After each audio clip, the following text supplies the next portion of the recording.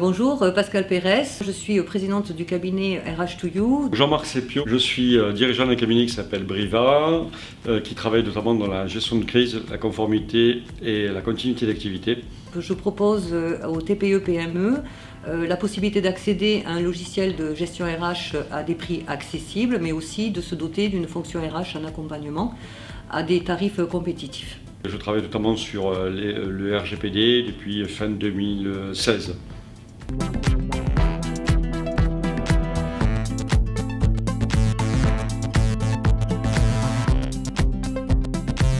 En termes d'appropriation aujourd'hui de cette mise en conformité par les PME en France, je dirais qu'il y a eu une prise de conscience très tardive de par le fait de ne pas avoir réglementé et légiféré le RGPD en loi française avant le mois de juin 2018 et d'avoir laissé effectivement un délai pour se mettre en conformité jusqu'au 31 décembre.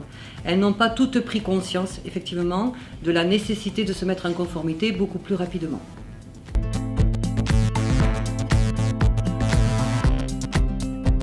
En premier lieu, c'est toute une communication qui a été faite au début avec une assimilation, c'est-à-dire RGPD voulait dire mettre en place un DPO, donc un Data Protection Officer ou un délégué protection des données dans les entreprises. Donc beaucoup se sont lancés dans la nomination d'un DPO sans pour autant se poser les questions de est-ce qu'elles étaient dans les conditions adéquates pour avoir ce DPO ou pas. Donc premier élément, c'est une organisation qui des fois n'est pas adaptée pour une entreprise. Deuxièmement aussi, c'est de ne pas avoir pris le temps de découvrir ce qu'il y avait précisément dans le RGPD au travers du site de la CNIL en particulier.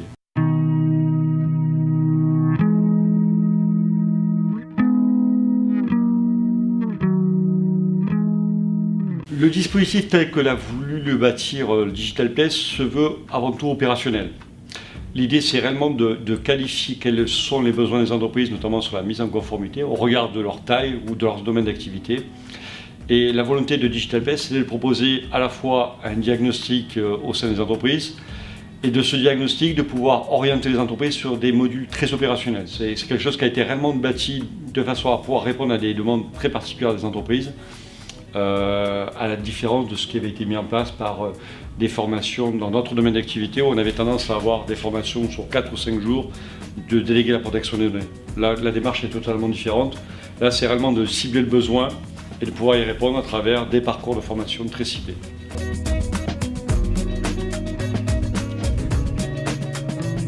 Alors aujourd'hui, les entreprises qui ne sont pas encore dans le chemin de la mise en conformité, effectivement prennent plusieurs risques. Bon, évidemment, le premier risque que l'on entend, c'est le risque financier, puisqu'il peut y avoir des amendes en cas de violation de données qui peuvent être d'un montant assez élevé. Mais je dirais que ce n'est pas ce risque-là que je considère comme majeur pour une entreprise.